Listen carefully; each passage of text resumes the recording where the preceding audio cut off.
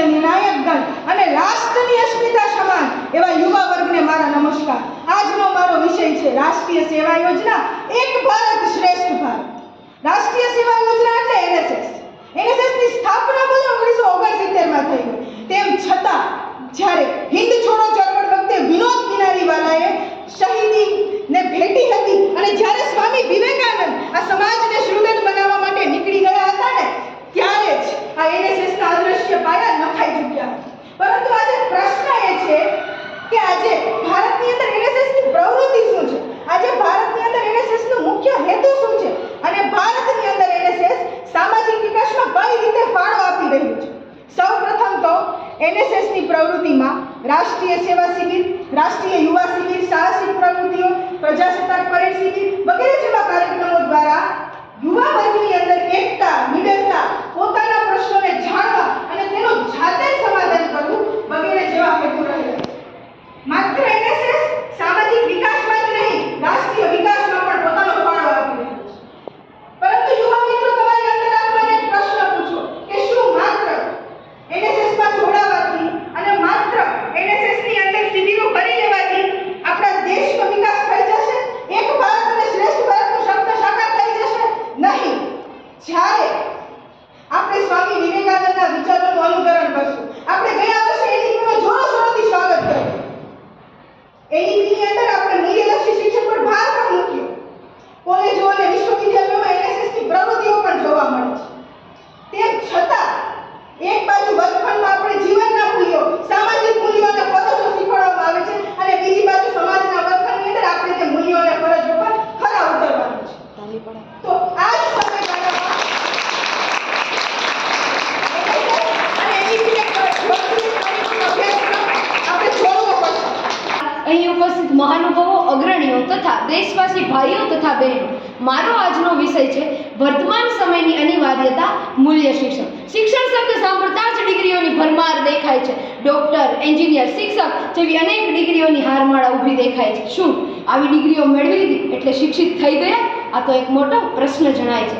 કારણ સમાજમાં જ્યારે જીવીએ છીએ ત્યારે એક સારો ડોક્ટર કે એક સારો એન્જિનિયર, એક સારો પિતા કે પુત્ર જોવા મળતો નથી.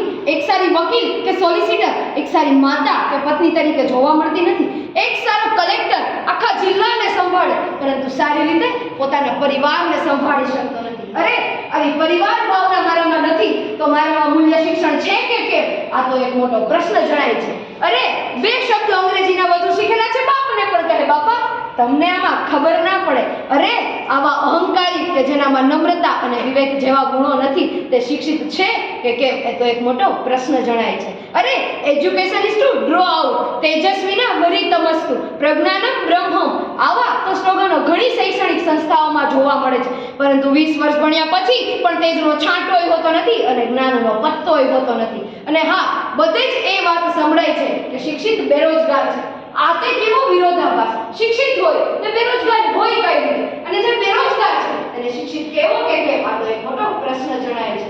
અને 2 ટકનો રોટલો કમાઈ જશે એવી ખુમારી નથી, એવા મનથી માંદા અને કર્મથી કંટાળેલામાં મૂલ્યલક્ષી શિક્ષણનો એક છાંટો પણ જોવા મળતો નથી.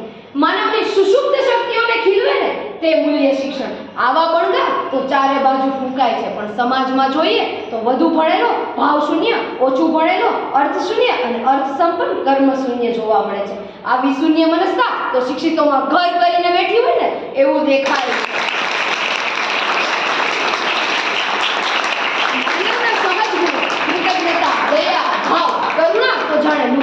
જણાય છે. આવા સમયે પ્રશ્ન થાય કે તો વર્તમાન જીવનમાં વિદ્યાર્થી કેવો છે? વિદ્યાર્થી આજે વિદ્યાર્થી જણાય છે અને 6 આંકડાની રકમ માટે જ અભ્યાસ થાય છે. તેથી જ તો પ્રોફેશનલ ડ્રેસમાં પણ લૂંટારો મળી જાય છે.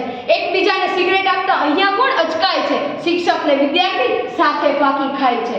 સ્વચ્છતાની વાતો તો માત્ર છાપામાં દેખાય છે, બાકી પાનની પિચકારી તો ગમે ત્યાં મરાય છે. પેપર ફૂટવું એ તો જાણે પરંપરા જણાય છે અને તારીખ પે તારીખ આજે એક્ઝામ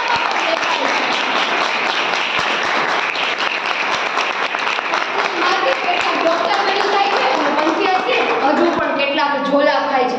નટનટીઓનું આજે આંધળું અનુકરણ થાય છે. ફેશનના નામે માત્ર અંગ પ્રદર્શન થાય છે. બુદ્ધિ ધારદાર થાય એવું વાંચન ક્યાં થાય છે? રંગલો અને રંગલીની નવલકથામાં શિક્ષિતો અટવાય છે. તેથી જ તો જર્મનીમાં સંસ્કૃત યુનિવર્સિટી ઊભી થાય અને અહીંયા સંસ્કૃતને ડેડ લેંગ્વેજ ગણાય છે.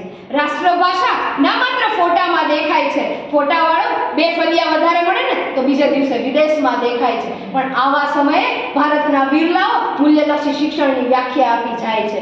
સ્વામી વિવેકાનંદ કે જે વિશ્વે ભારતીય સંસ્કૃતિને ફેલાવી જાય છે, અરે આખું યુરોપ જેની પાછળ ગાંડું હતું છતાં તેની નમ્રતા શીશ ઝુકાવી જાય છે. અને તે એ સમયે સ્વામી વિવેકાનંદ જવાબ આપે કે in your country tailor makes personality but in our country character makes પર્સનાલિટીનો નાદ ગજુ થાય.